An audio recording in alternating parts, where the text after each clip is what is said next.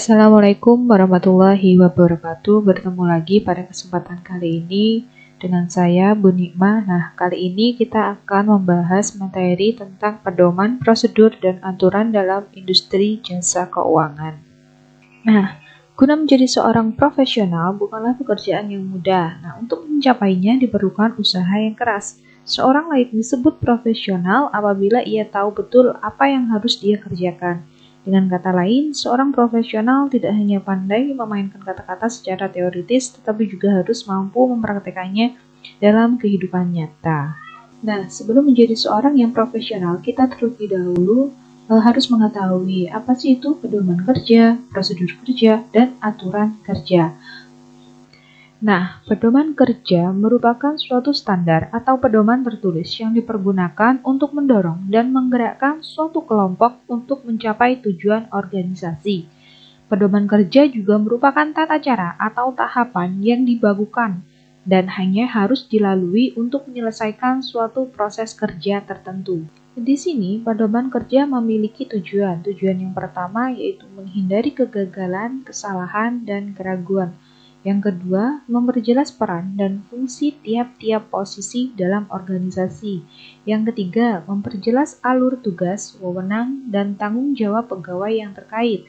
Yang keempat, sebagai dasar hukum jika terjadi penyimpangan. Yang kelima, memperlancar tugas pegawai. Yang keenam, sebagai pedoman dalam melaksanakan pekerjaan. Yang ketujuh, mengarahkan pegawai untuk selalu disiplin kerja. Nah, selanjutnya, untuk menjalankan kegiatan atau operasi perusahaan, peran pegawai memiliki kedudukan dan fungsi yang sangat signifikan.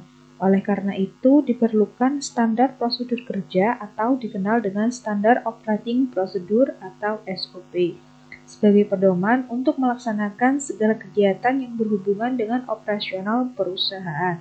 Nah, di sini pengertian dari prosedur kerja sendiri itu merupakan rangkaian urutan kerja yang ditempuh dalam melakukan suatu pekerjaan secara sistematis sesuai dengan aturan yang telah ditetapkan oleh perusahaan organisasi guna memperlancar tujuan yang akan dicapai. Nah, sebelum kita menyusun suatu prosedur kerja, di sini terdapat prinsip-prinsip yang harus kita lakukan. Yang pertama, yaitu prinsip rasional. Maksudnya, setiap prosedur kerja tersebut harus masuk akal dan mudah dipahami oleh pekerja. Yang kedua, yaitu sistematis, yaitu setiap prosedur kerja harus menggunakan urutan kerja yang teratur, yaitu mengalir dari tahap pertama, kedua, dan seterusnya.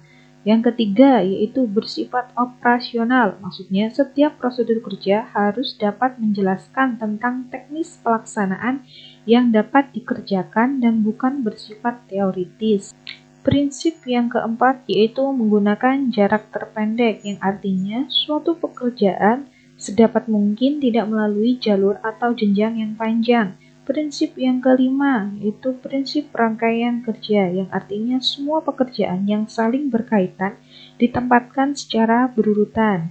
Yang keenam, prinsip efisiensi dan efektivitas. Efisien dan efektivitas berarti dalam proses penyelesaian pekerjaan menekankan prinsip efisiensi dan efektivitas.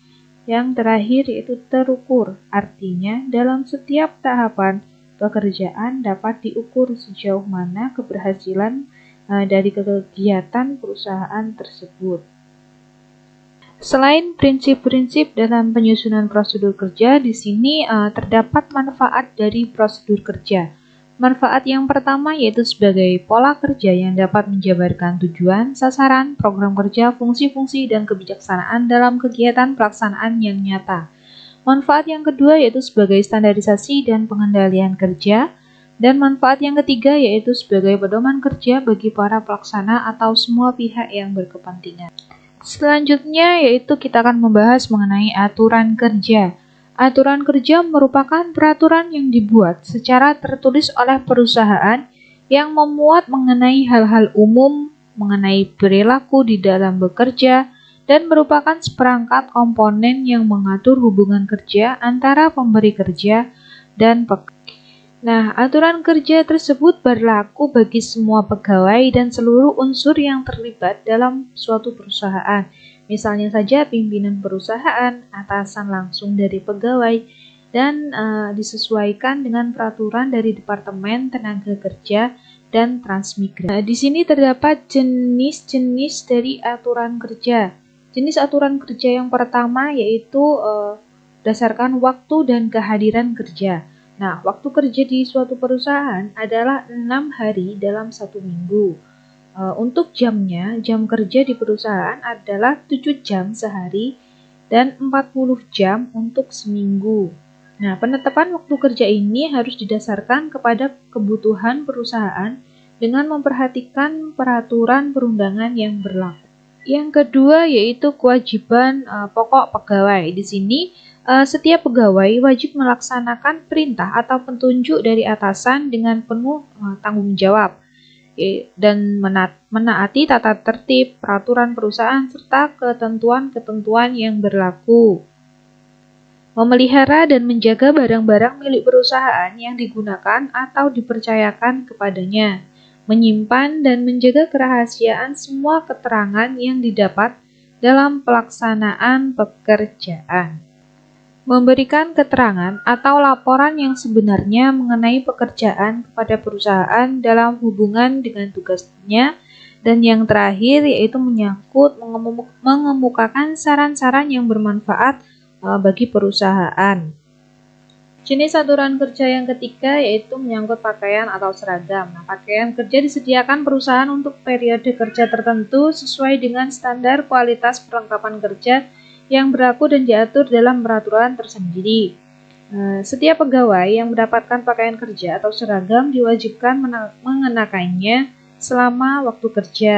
Nah, pada waktu kerja, pegawai diwajibkan mengenakan pakaian kerja yang rapi dan sopan. Dan jenis aturan kerja yang terakhir yaitu mengenai keselamatan dan kesehatan kerja, yaitu setiap pegawai diwajibkan memelihara alat atau perlengkapan kerja milik perusahaan dengan sebaik-baiknya dan teliti.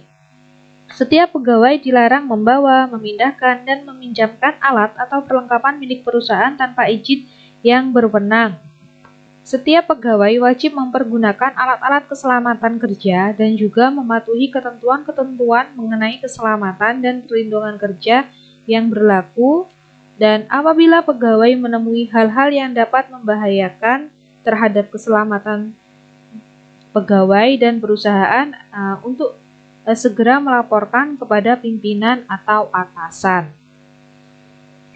Nah, sekian materi yang dapat saya sampaikan pada pertemuan kali ini. Saya akhiri. Wassalamualaikum warahmatullahi wabarakatuh.